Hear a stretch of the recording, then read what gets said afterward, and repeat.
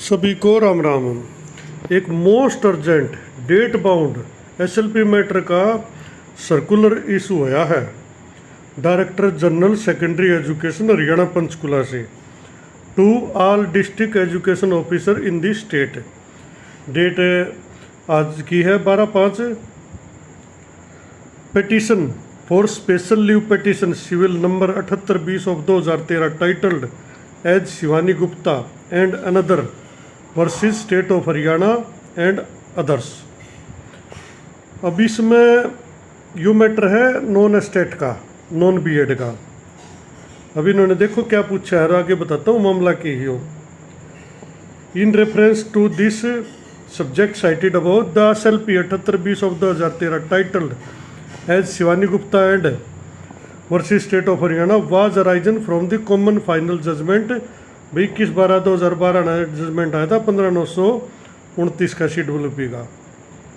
Therefore, you are requested to send a list of candidates.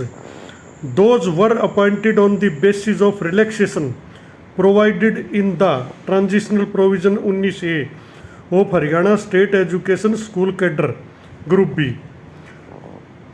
Second Amendment Rules 2012 and had not passed SDET and BEd till today. In the following format, in view of clarification issued wide number letter number था 15/19/2021 CO2 dated 18/4/2022।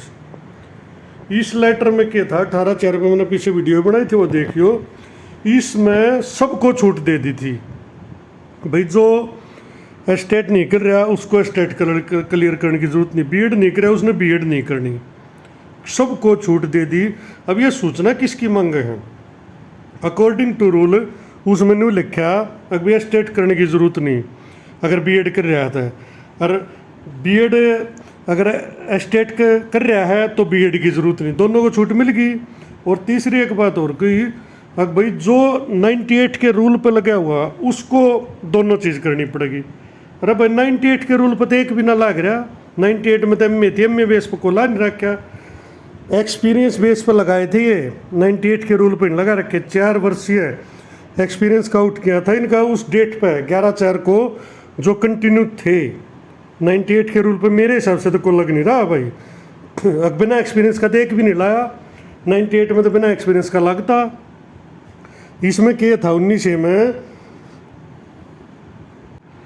जब यह भर्ती निकली तो rule change हो चुके थे, तो 19 में ये रूल चेंज किया था अगर भाई जो स्टेट क्लियर कर रहा है लेकिन बीएड नहीं है उसको भाई 1 अप्रैल 2015 तक बीएड करनी पड़ेगी, और जो बीएड कर रहा है लेकिन स्टेट क्लियर नहीं है उसको स्टेट करना पड़ेगा।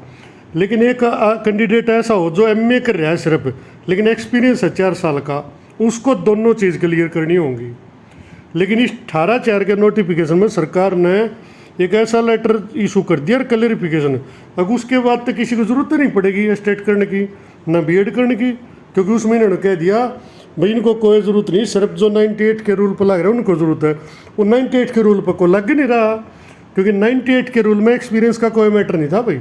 अरे ये लग रहे हैं एक्सपीरियंस के बेस पे। मुद्दा अगर समझ में आ गया तो मेरी तो आ गया है। आप देखो एक्सपीरियंस प्लस एमए जो लगा वो 98 पे नहीं लगा, वो 2012 में 19A पर लगा। जिसके पास स्टेट नहीं है लेकिन बीएड है 19A के तहत लगा, बीएड है लेकिन स्टेट नहीं है वो भी 19A के तहत लगा। अब इनकी एसएलपी पेंडिंग है, डेट तो उसमें अभी आई नहीं है, पहले कह रहे थे 10 में आएगी लेकिन उसमें अभी अपडेट नहीं है। 8 हफ्ते का टाइम दिया था, वो कभी भी अपडेट हो सका है।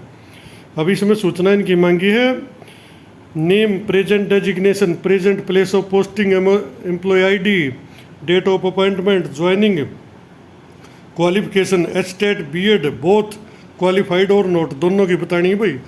PGT who were appointed on the basis of 4 year experience, इसमें ये सारे 4 ईयर एक्सपीरियंस पे पाओगे। अच्छा ये मोस्ट अर्जेंट है भाई। So you are hereby directed to collect aforesaid information from schools office under your control and consolidated list may be provided up to 13 part. कल शाम को 5 बजे तक देनी है भाई, ये मेल आईडी दे रखी है। It may be treated most urgently being SLP matter, ये मैटर सुप्रीम कोर्ट में पेंडिंग है इनका और सुनवाई पा चुका है, वहाँ पे सरकार को इनका कार्ड देना है। अब मेरी समझ तो बाहर है भाई, इनने वो 18 वाला सर्कुलर लेटर व क्लेरिफिकेशन किस आधार पर जारी करी?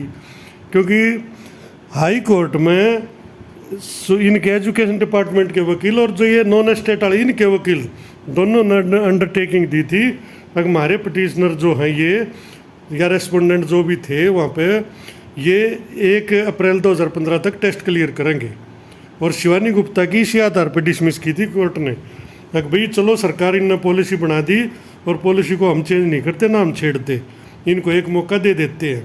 अब यो मैटर देखते हैं इसको सरकार या कोर्ट किस तरह से हैंडल करती है और ये इसमें क्या जवाब देते हैं। धन्यवाद।